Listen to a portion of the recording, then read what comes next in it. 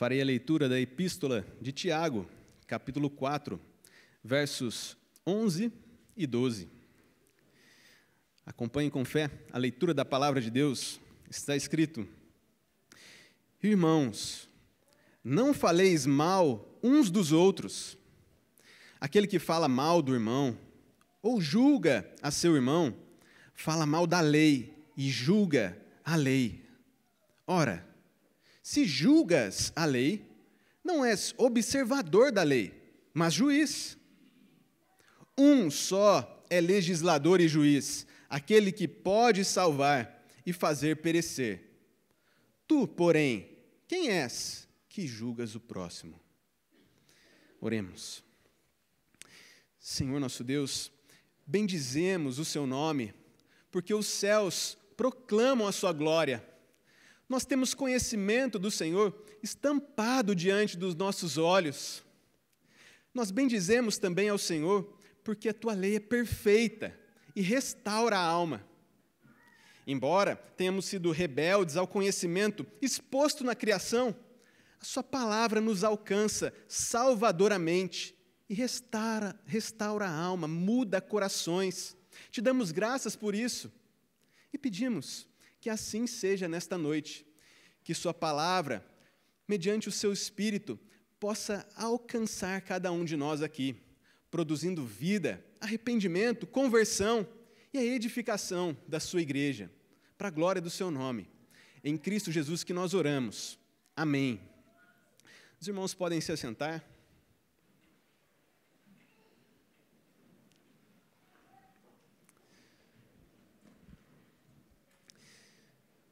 Nós fomos criados para nos relacionar com Deus e uns com os outros.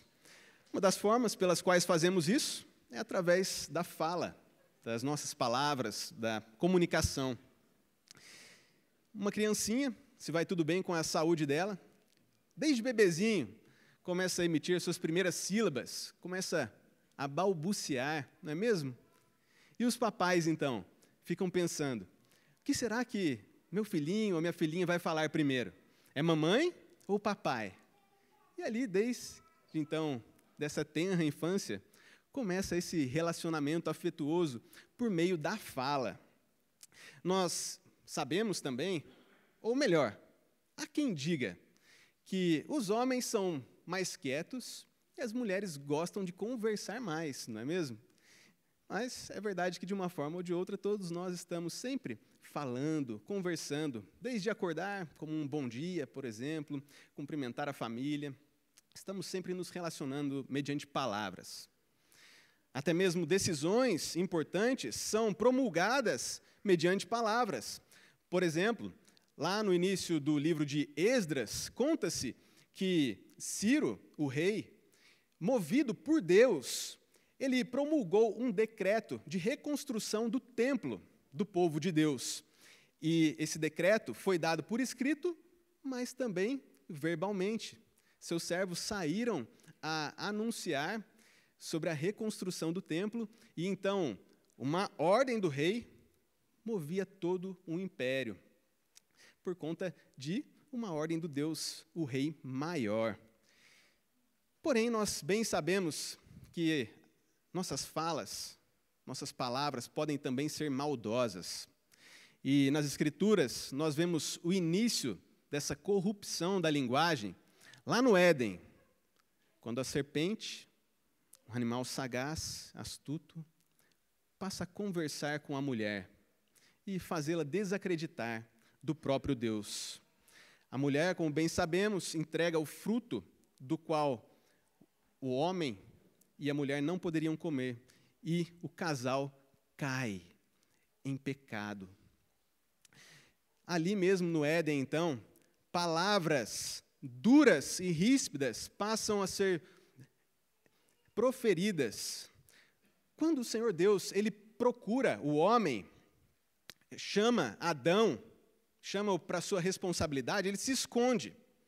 E ao ser questionado sobre ter comido do fruto, sabendo que era ordem de Deus, que quem comesse morreria, o que Adão fala? Ele fala que comeu do fruto por conta da mulher que Deus deu a ele. Ou seja, mediante as suas palavras, Adão entrega a sua esposa para ser condenada à morte. E daí em diante, nós bem sabemos que as palavras maldosas estão presentes, infelizmente, em nosso dia a dia. Um almoço de domingo, a família reunida, pode ser uma ocasião para as falas mal intencionadas. A refeição posta à mesa, os sons dos talheres, mas talvez ainda alguém da família não tenha nem tomado o seu primeiro gole de refrigerante e já faz uma pequena observação. Nossa, você viu como que aquela pessoa agiu de modo estranho? E o outro, nossa, é mesmo, né? Ela fez alguma coisa errada. E, de repente, críticas começam, fofocas, difamações, e a honra daquele que não está presente é jogada ao chão, em um almoço de domingo, numa simples conversa. Fato é que fomos criados para nos relacionar, mas, por nossa própria culpa, nós cometemos muitas maldades em nossos relacionamentos por meio da fala. De modo que o título do sermão desta noite é: Deus proíbe a nossa fala maldosa. Deus proíbe a nossa fala maldosa. Nós, com a graça de Deus, vamos olhar esses 2 versículos que nós lemos aqui no início e veremos pelo menos 3 pontos principais. O primeiro deles é que as nossas palavras más atacam os outros. Isso está no início do versículo 11. Nós podemos falar contra os outros, falar uns aos outros a respeito de alguém, e as nossas palavras produzem grandes desastres. Nossas palavras más também atacam a lei de Deus. É o que mostra a continuidade do verso 11, como nós veremos. E por fim, terceiro e último ponto, nossas palavras más são um ataque ao próprio Deus. E isso no versículo 12. Fato é, meus irmãos, como esta própria carta compara, a língua é como que fogo, uma fagulha numa floresta causa um grande incêndio. Nossas palavras más causam grandes desastres. E Deus proíbe a nossa fala maldosa. Vamos juntos, então, ao nosso primeiro ponto, que as nossas palavras más atacam os outros.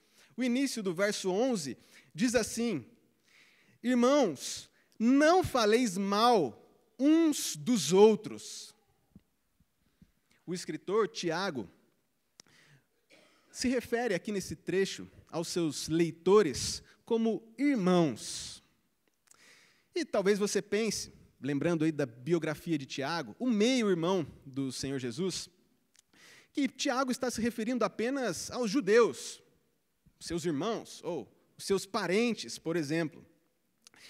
Afinal, aqui no primeiro capítulo, já no versículo 1, Tiago nos diz que está escrevendo as 12 tribos que se encontram na dispersão. Além disso, a gente encontra também no capítulo 2, no verso 2, uma referência à sinagoga, um local de encontro dos judeus, irmãos de Tiago, por parentesco. No capítulo 2, verso 2, diz assim: Se, portanto, entrar na vossa sinagoga algum homem, ou seja, local de reunião dos irmãos. Mas Tiago já está pensando na configuração da igreja no Novo Testamento também, não só judeus, mas gentios, aqueles que não são judeus. No capítulo 2, no verso 1 mesmo, já mostra para a gente que Tiago tem em mente aqueles que são da fé, quando ele diz: meus irmãos, não tenhais a fé em nosso Senhor Jesus Cristo, Senhor da glória, em acepção de pessoas. Tiago está pensando, então, naqueles que são da fé. E, por fim, poderíamos verificar que no capítulo 5, no verso 14, Tiago faz referência explícita à igreja, ou seja, ao povo de Deus, já na configuração do Novo Testamento. Capítulo 5, verso 14, diz assim: Está alguém entre vós doente? Chame os presbíteros da igreja. Então, Tiago escreve as 12 tribos, mas escreve pensando já na configuração da igreja, de modo que essa saudação, irmãos, aplica-se também a cada um de nós. E que saudação afetuosa, não é mesmo? Se a gente for juntos aqui para o capítulo 1, já no versículo 2, Tiago saúda os seus leitores, chamando-os de meus irmãos. Não só irmãos, mas uma linguagem de mais proximidade ainda. Capítulo 1, verso 2. Meus irmãos. É assim que ele saúda os crentes. No verso 9, capítulo 1, nós vemos que os irmãos são formados por pessoas de diferentes classes sociais, por exemplo. Capítulo 1, verso 9. O irmão, porém, de condição humilde. Está vendo só? Não importa uma questão financeira aqui. Somos irmãos, cada um dos crentes em Cristo. No verso 10 fala também do rico. Né? E o irmão rico, na sua insignificância, porque ele passará como a flor da erva.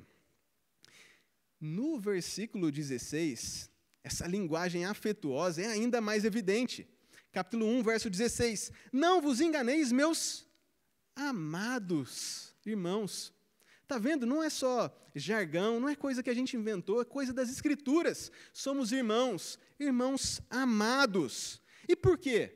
Capítulo 1, versos 17 e 18, falam sobre Deus, o nosso Pai, o Pai das luzes, dizendo que Ele nos gerou pela palavra da verdade. Ou seja, todos aqueles que nasceram de novo, nasceram do Espírito, foram feitos filhos de Deus. De modo que no capítulo 1, verso 27, Tiago diz, a religião pura e sem mácula para com o nosso Deus e Pai. Somos irmãos uns dos outros, porque cremos em Cristo, porque Deus, mediante o seu Espírito, nos gerou pela palavra da verdade. E isso é uma linguagem também de muito afeto. Meus irmãos, amados irmãos. E o nosso versículo 1 aqui, aliás, versículo 11 do nosso capítulo 4, diz também que os irmãos estão frequentemente uns com os outros. Tem essa pequena expressão aí, né? Uns dos outros. Isso nos faz lembrar das mutualidades cristãs. Os cristãos estão sempre juntos. Capítulo 5, verso 16, diz assim, confessai, pois, os vossos pecados uns aos outros, e orai uns pelos outros, para serdes curados. Cada um de nós aqui que tem desfrutado da convivência da igreja, sabe bem sobre essa mutualidade. Orar uns pelos outros, confessar os pecados uns aos outros, e poderíamos lembrar de tantas outras coisas. De modo mais geral, amamos uns aos outros, mas também somos mutuamente hospitaleiros, servimos uns aos outros, perdoamos uns aos outros quando necessário, nós aconselhamos uns aos outros e tantas coisas da graça de Deus que desfrutamos juntos, uns com os outros, em igreja. No capítulo 5, verso 13, diz, está alguém entre vós sofrendo? Faça oração. Está alguém alegre? Cante louvores. É isso que estamos fazendo, desfrutando de comunhão na irmandade cristã nessa noite, juntos, como filhos de Deus em Cristo Jesus. Estamos uns com os outros. Mas aqui no nosso texto, capítulo 4, verso 11, a mutualidade cristã assume um aspecto extremamente negativo, quando Tiago diz, não faleis mal uns dos outros. Tiago nos conta que a língua, ela é posta, ela mesma em chamas pelo inferno, pois toda espécie de feras, de aves, de répteis, de seres marinhos, se doma e tem sido domada pelo gênero humano. A língua, porém, nenhum dos homens é capaz de domar, é mal incontido, carregado de veneno mortífero. Capítulo 3, versos 6 a 8. Nossas palavras podem ser venenosas contra os nossos próprios irmãos. Não faleis mal uns dos outros. E ele está escrevendo para crentes. Crentes que deveriam amar-se uns aos outros. E o tempo verbal aqui, não faleis mal, indicam que eles já estavam falando mal. Tiago não está se referindo a um episódio passado, quando falaram mal, ou sobre o futuro, porque talvez eles falarão mal. Não, eles já estavam falando mal uns dos outros, atacando os irmãos, o irmão por quem Cristo morreu. E quanto a nós? Nossas falas maldosas podem depreciar, difamar, arruinar a reputação das pessoas. Podem ser também mentirosas, constituir-se em fofoca, distorcer as palavras de alguém. Falar mal uns dos outros. E alguém poderia pensar, eu não estou falando mal. Na verdade, eu me lembrei agora aqui de um comentário que eu fiz, mas eu estava falando a verdade, eu não estava falando mal. Eu estava, sim, comentando sobre alguém da igreja, mas não estava falando mal. Era a verdade. Porém, quando a gente olha mais de perto, uma tradução mais literal aqui, do não faleis mal, é não faleis contra, obviamente, incluindo a maldade. Essa mesma expressão aparece lá na primeira de Pedro, capítulo 3, verso 16, traduzida da seguinte forma: falam contra vós outros. Falar contra. Só que naquele caso de Pedro, são os de fora falando contra a igreja. E talvez já seja de se esperar que os descrentes falem mal dos crentes, mas não no meio da igreja, falar contra. Falar a verdade, então, pode também configurar falar mal. Talvez a pessoa que está falando contra não esteja mentindo, mas ele ou ela está sendo maldoso. Sabe, quando os erros, as faltas, as deficiências do próximo são discutidas nos mínimos detalhes, dizendo a verdade com fins destrutivos. Isso é falar contra, é falar mal. E mesmo então, em circunstâncias nas quais os pecados de alguém seja real, eu vi um irmão pecando, os pecados reais, é preciso que cada um de nós deixe de emitir um julgamento, se nós não fomos comissionados para isso. E também, nós não podemos espalhar as faltas daquela pessoa. Se vemos alguém em pecado, não podemos comentar com o outro, se não fomos comissionados para isso. Não podemos espalhar isso. Existe toda uma dinâmica de como tratar o pecado, e certamente não é sentado na refeição de domingo para comentar e espalhar algo que foi visto sobre um irmão na fé. Não. Nós não devemos trazer à tona os pecados do próximo sem que estejamos devidamente comissionados para julgá-los. E aqui, no nosso versículo 11, é fato que o foco está nos irmãos, está muito claro para a gente. Mas se a gente emprestar o final do versículo 12, que diz assim, ó, quem és que julgas o próximo? Quando o autor muda de irmão para próximo, a gente se lembra também que, seja crente ou não, nós não podemos falar mal. No capítulo anterior, o 3, verso 9, Tiago nos conta que com a língua nós bendizemos ao Senhor e Pai, mas também com ela amaldiçoamos os homens feitos à semelhança de Deus.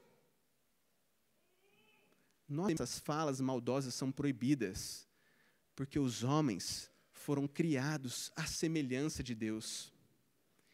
E daí a gente já começa a perceber o quanto as nossas palavras são não apenas contra o próximo ou o irmão, mas até contra Deus. Um detalhe, esse pecado, ele é cometido em dupla, pelo menos em duas pessoas. Falar mal. Quando alguém está falando mal, se não houve a repreensão ali no momento, tem sempre um outro alguém do lado, ouvindo. E daqui, então, já fica para nós uma aplicação. Se nós temos dado ouvidos ao maldizente, nós também devemos nos arrepender do pecado que cometemos, lado a lado daquele que usa palavras más.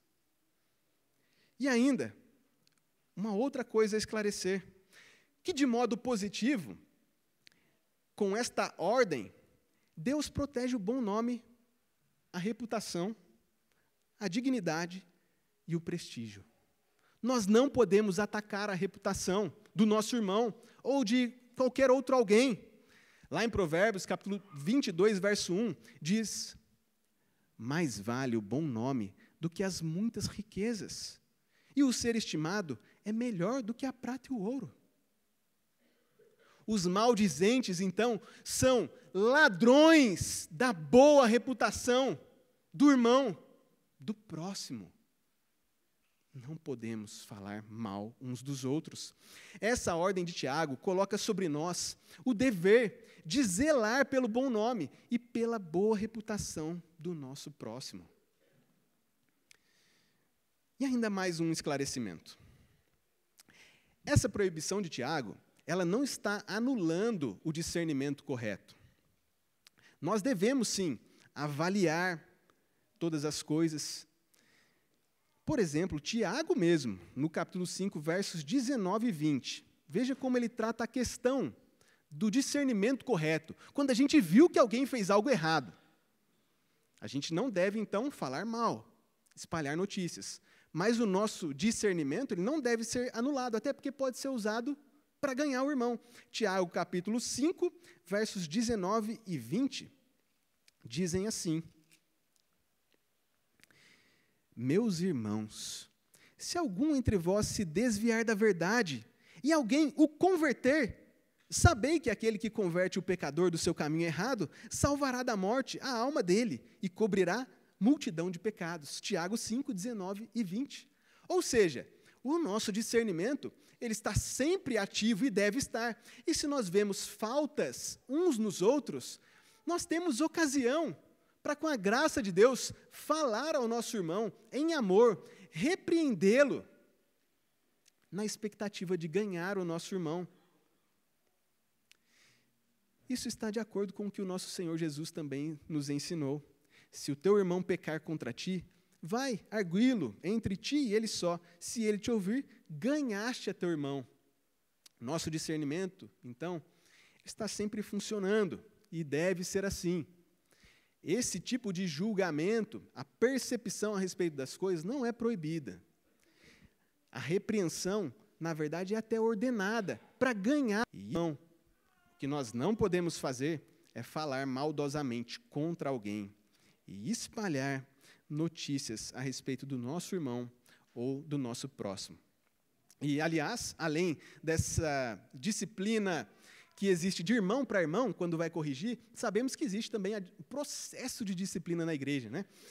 Quando vemos alguém pecando, em vez de espalhar notícias, nós vamos até o irmão. Se ele não nos ouve, nós chamamos testemunha. Se não ouve, chamamos também a igreja. Esta é a forma de lidar com pecados uns dos outros.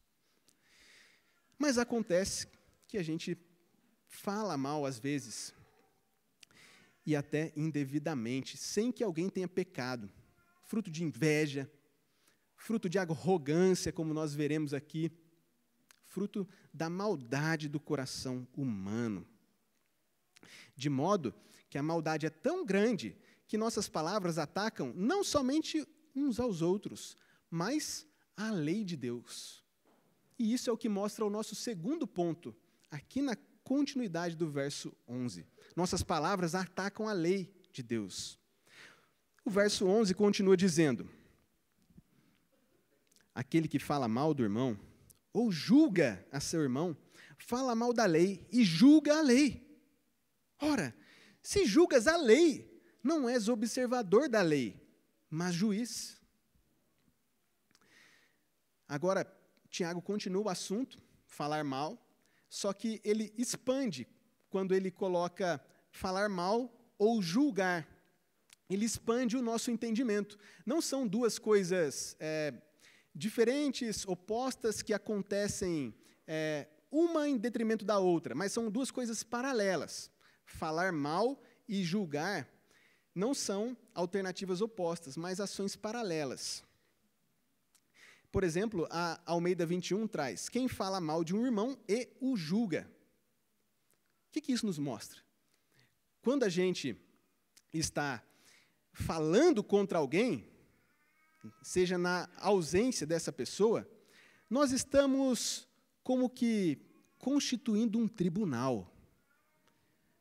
As expressões daqui por diante trazem à nossa mente a cena de um tribunal.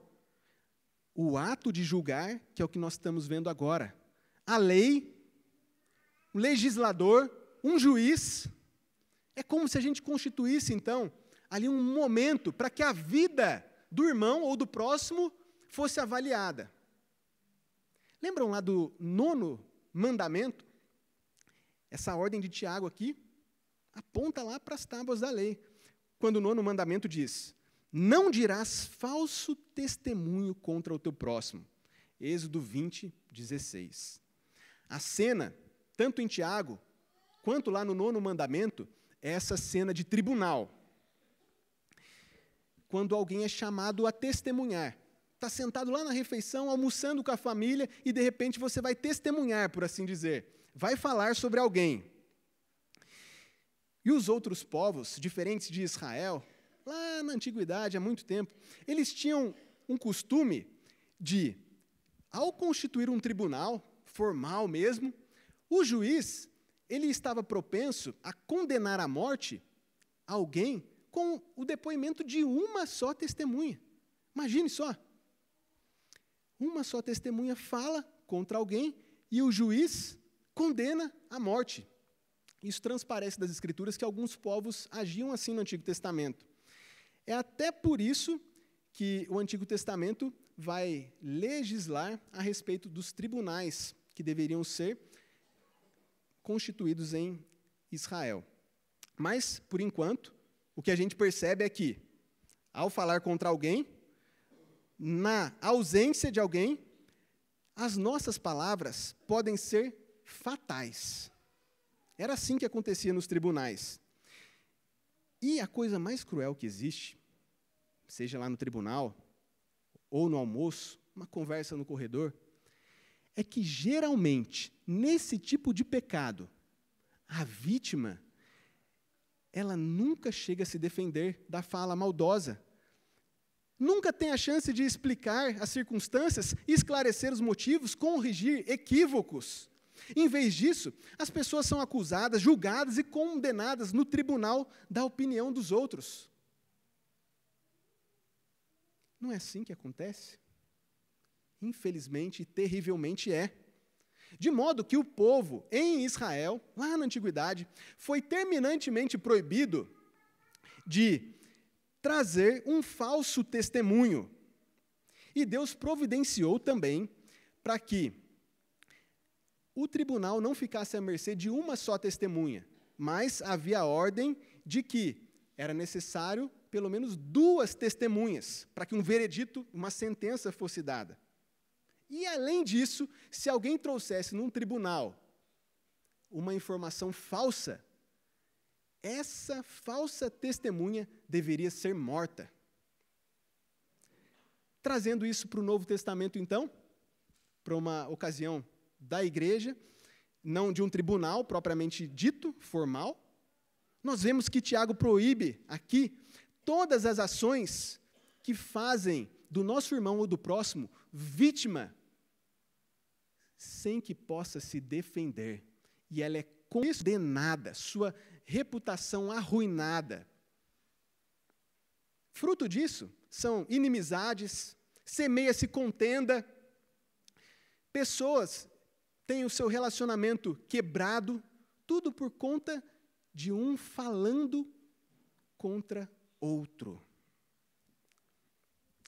Falar contra, julgar, falar mal, então é uma espécie de semente do assassinato. Tiago, meio-irmão do Senhor, ele ouviu muitos dos sermões do Senhor Jesus, embora, por algum tempo, os irmãos do Senhor permaneceram descrentes. Mas agora, nós vemos que Tiago, crente, ele traz aqui ensinos do próprio Senhor para nós. Lembra lá do Sermão do Monte? quando o Senhor Jesus nos ensina a ler de modo correto, por exemplo, não adulterarás. Não é só o pecado máximo que é proibido, o adultério, mas também, se alguém olhar para uma mulher com intenção impura, já cometeu adultério com ela. De modo semelhante também, não só a gente entregar alguém para o juiz para que seja morto, não só isso é proibido, mas também as pequenas falas, fofocas e difamações que são semente do assassinato. Tiago, no capítulo 4, versos 1 e 2, ele diz assim: de onde é que procedem guerras, contendas que há entre vós? De onde? E ele acrescenta: cobiçais e nada tendes, matais e invejais, viveis a lutar e a fazer guerras.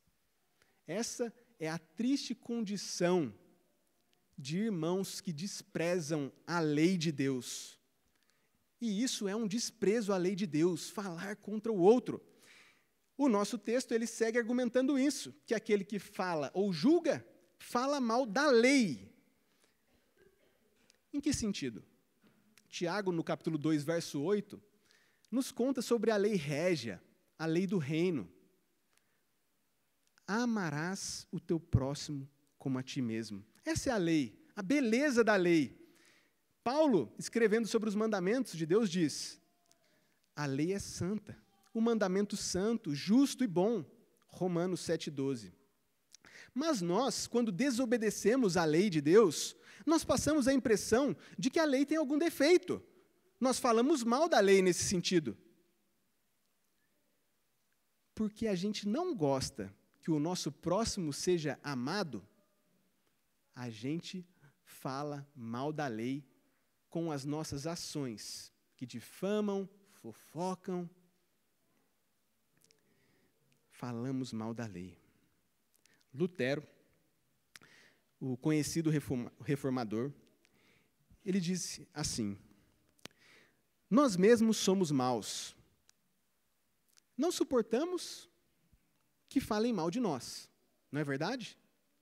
Todo mundo gostaria que todos fizessem bons comentários a nosso respeito.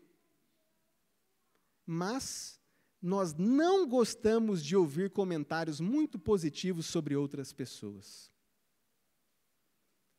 Então, quando vem algum comentário positivo, logo a gente faz o quê? Passa a trazer à tona da conversa as questões negativas que nós já vimos no outro. E passamos a falar mal, a falar contra. A beleza da lei está em amar uns aos outros. Nós mesmos gostamos de ser amados, amais uns aos outros como a ti mesmo. Porém, nós falamos contra a lei, porque agimos contra ela. E o próximo passo maldoso, então, das nossas palavras, além de falar mal da lei, é julgar a lei. É o que diz aqui o nosso texto. Quando agimos do modo que Tiago nos proíbe, nós queremos ser autônomos, leis para nós mesmos. O Senhor Deus nos ordena o que fazer nessa lei santa, justa e boa, mas nós criamos leis para nós. Que jeito? Nós criamos nossas justificativas, as nossas próprias leis, para que a gente esteja permitido a falar contra alguém. Por exemplo, aquela que nós já comentamos. Eu não estou falando mal, eu estou falando a verdade. Eu comentei isso sobre o outro, mas porque era necessário. Enfim, leis e leis para justificar a gente, ao passo que nos colocamos sobre a lei de Deus, que ordena o amor. Ou seja, nós nos tornamos legisladores. Ora, o nosso texto diz: se julgas a lei, não és observador da lei, mas juiz. E aqui esse trechinho traz uma das palavras mais importantes dentro da carta de Tiago. Observador da lei. Essa palavra significa, em outros termos, praticar. A NVT traduz dessa forma, como praticar, observador da lei. Então, quando alguém desobedece, ele passa a ser um não praticante. Palavra que é usada por Tiago também. outras vezes na epístola. Por exemplo, e vocês devem conhecer esse texto, tornai-vos, pois, praticantes da palavra, e não somente ouvintes, enganando-vos a vós mesmos. E ele acrescenta, não sendo ouvinte negligente, mas operoso, praticante, observador da lei. É Tiago 1, versos 22 em diante, que diz sobre isso. Nós devemos praticar, observar a lei. E talvez você agora possa se questionar mais uma vez. Será mesmo que Tiago não está falando lá apenas com os judeus? Por que Tiago está falando de lei? No Novo Testamento falando de lei? Porque tem alguns que confundem, né? Que o Antigo Testamento era a lei e o Novo é a graça. Mas por que Tiago está falando de lei, então? Porque no Evangelho nós fomos libertos da maldição, das condenações da lei, mas não da sua orientação moral. Aquilo que Deus diz que é certo, continua sendo certo em termos morais. Isso não foi invalidado. Nós fomos livres da condenação da lei, porque o Senhor Jesus Cristo viveu uma vida perfeita em nosso lugar e morreu em nosso lugar, levando a nossa condenação. Então, fomos livres da lei para obedecermos à lei com prazer. Essa é a diferença do cristão para o descrente, que, em certo sentido, está tentando agradar a Deus, cumprindo a lei, por assim dizer.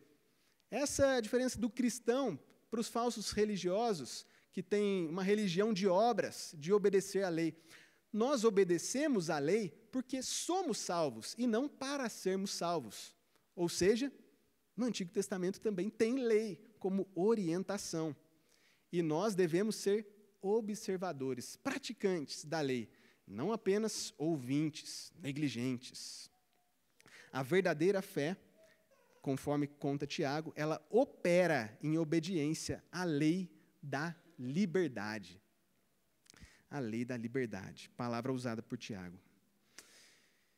Bom, mas se você já achou grave até aqui, falar contra o próximo, falar contra o irmão amado, falar contra a lei e se colocar acima da lei, agora no verso 12, Tiago deixa explícito que aquele que comete essas maldades aqui proibidas, falam contra o próprio Deus, atacam o nosso Senhor.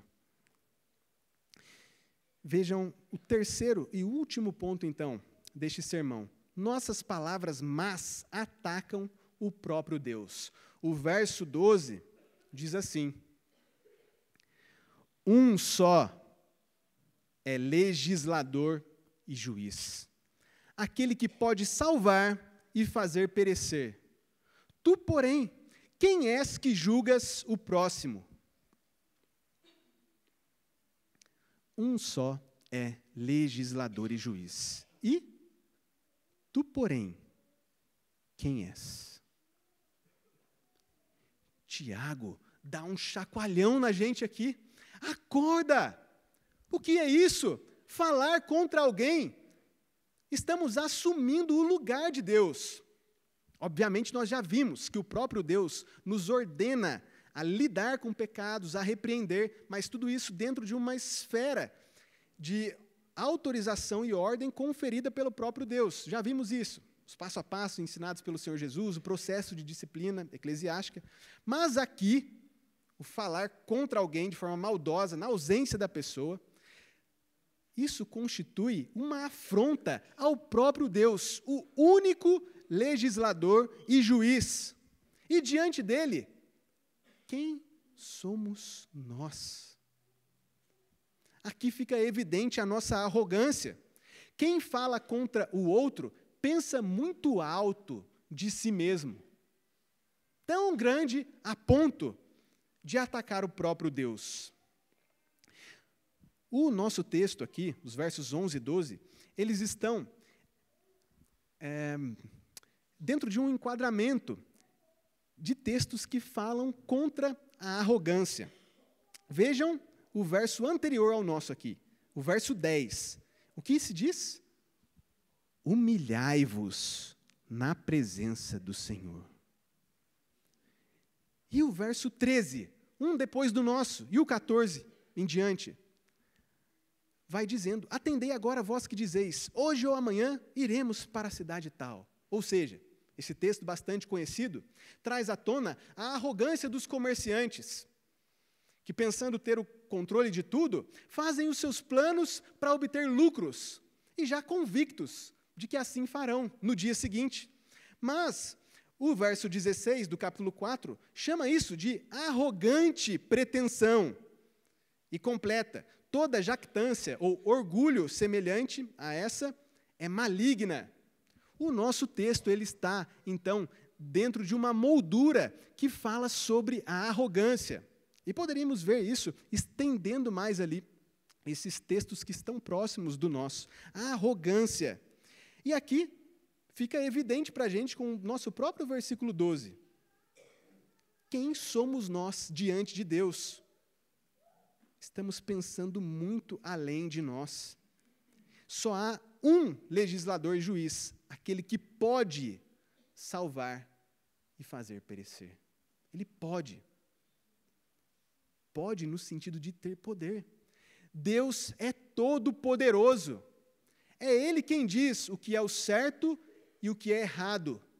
E Ele quem pode salvar e fazer perecer. Fazer perecer. Lembram-se lá da semente do assassinato que nós comentamos? Que o Senhor Jesus nos ensina a fazer uma leitura correta dos 10 mandamentos? Lá no Sermão do Monte, o Senhor Jesus, Ele nos ensina a ler os 10 mandamentos à luz de uma pequena ofensa. Como seria isso? Ouvistes que foi dito aos antigos, não matarás, e quem matar estará sujeito a julgamento. Eu, porém, vos digo que todo aquele que sem motivo se irar contra seu irmão estará sujeito a julgamento. E quem proferir um insulto a seu irmão estará sujeito a julgamento do tribunal. E quem lhe chamar tolo estará sujeito ao inferno de fogo. Essa é a semente do assassinato, lá em Mateus 5, 21 a 22, no contexto da ira que quebra o mandamento do não matarás ou não assassinarás. Mas uma leitura do 9º mandamento nos leva aos mesmos moldes, de que uma fofoca, uma difamação, uma calúnia é também a semente do assassinato, porque é como que se colocar em um tribunal e entregar aquele que não está presente a sentença de morte. Porém, quem é que é sentenciado à morte de verdade nesse caso?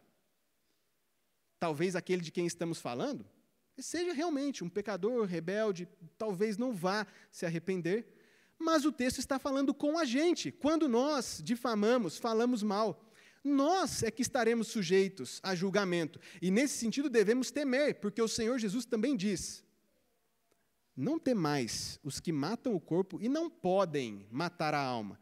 Temei antes aquele que pode fazer perecer no inferno, tanto a alma como o corpo.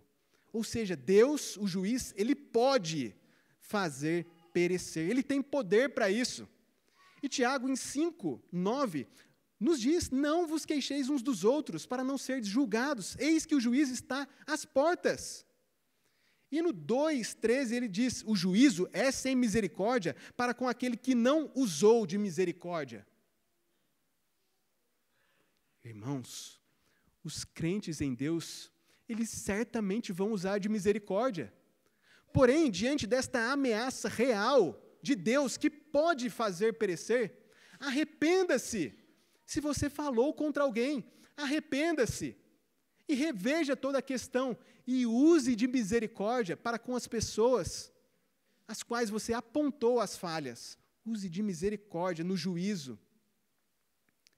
Porque quando nós oramos, nós pedimos a Deus: perdoa os nossos pecados, assim como nós temos perdoado aquele que nos tem ofendido.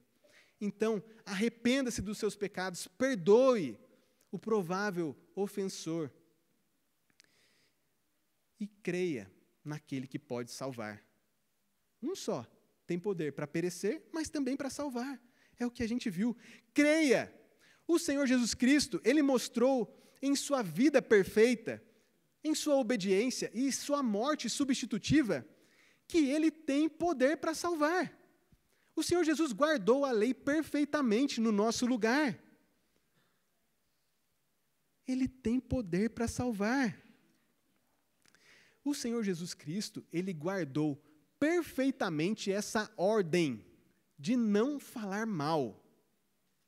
O Senhor Jesus, mesmo quando estava diante das maiores afrontas, sendo crucificado, cuspido, esbofeteado, Ele não falou mal. Não falou contra. Aliás, Ele pediu: Pai, perdoa-lhes, porque não sabem o que fazem. Então confie no Senhor Jesus Cristo. Você que pecou, mas se arrependeu, confie nele, porque ele cumpriu perfeitamente essa lei. E o texto com o qual eu encerro e que mostra isso, diz o seguinte: que Cristo sofreu em vosso lugar, o qual não cometeu pecado, nem dolo algum se achou em sua boca, pois ele, quando ultrajado, não revidava com ultraje, quando maltratado, não fazia ameaças, mas entregava-se àquele que julga retamente, carregando ele mesmo em seu corpo, sobre o madeiro, os nossos pecados, para que nós, mortos para os pecados, vivamos para a justiça. Amados irmãos, cada um de nós deve abandonar a fala maldosa, porque Deus proíbe que falemos maldosamente. Oremos.